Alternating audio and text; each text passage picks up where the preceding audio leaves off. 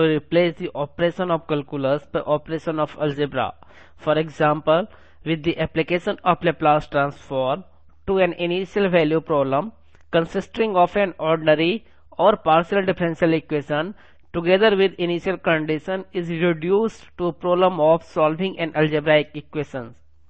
First, we define Laplace transform. Laplace transform is defined as if ft be a function of t defined for all positive values of t, then the Laplace transform of ft denoted by LFT is defined by the formula Laplace transform of ft equal to 0 integration of e to the power minus st ft dt, where integrating limit is from 0 to infinity, provided this integral exists. Here s is a parameter which may be real or complex number. What we see here that Laplace transform of a function LFT is a function of s. यह हमारा जो होगा यह s का function होगा जिसे हम लोग डिनोट कर रहे हैं f बार s से. f बार s क्या डिनोट करेगा? Laplace transform of ft. Now we are going to obtain the Laplace transform of some elementary functions.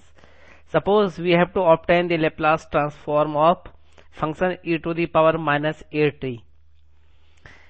Laplace transform of e to the power minus at equal to हमारा definition क्या होता है? अगर ft का मुझे Laplace transform निकालना हो तो यह बराबर होता है 0 to infinity e to the power minus st ft dt. So we apply this formula here, 0 to infinity e to the power minus st ft. ft के बदले में यहाँ क्या e to the power minus at, substitute कर दिए e to the power minus at dt. 0 to infinity minus common ले लिए s plus a t d t. Integrate किए रिजल्ट आ गया. इंटीग्रेटिंग लिमिट रखने के बाद हमारा वैल्यू आ रहा है 1 by s plus a. What it mean? Laplace transform of e to the power minus a t equal to 1 by s plus a. Our next example is we have to obtain the Laplace transform of t to the power n. Same process है 0 to infinity e to the power minus s t f t d t. F t के बदले में क्या है? यह हमारा t to the power n, इसलिए मैंने लिख दिया 0 to infinity e to the power minus s t t to the power n d t. अब एस टी को इंटीग्रेशन करने के लिए हम लोगों ने s t equal to x substitute किया है. S t equal to x substitute करने पर ये हमारा चेंज हो जाएगा. 0 टू इन्फिनिटी एस टी के बदले में एक्स रखा है e to the power minus x, और t के बदले में हो जाएगा x by s to the power n dx by s. यह इसको अगर आप सिंप्लीफाई करेंगे, s being parameter can be taken out, it will be equal to 0 to infinity e to the power minus x की power n dx, जिसको हम लिख सकते हैं it is equal to gamma n plus 1 by s to the power n plus 1, because we know 0 to infinity e to the power x की power minus n minus 1 dx equal to gamma n. यह gamma n का formula होता है, इसलिए मैंने लिखा इसे gamma n plus 1 by s to the power n. It means Laplace transform of t to the power n equal to gamma n plus 1 by s की power n plus 1.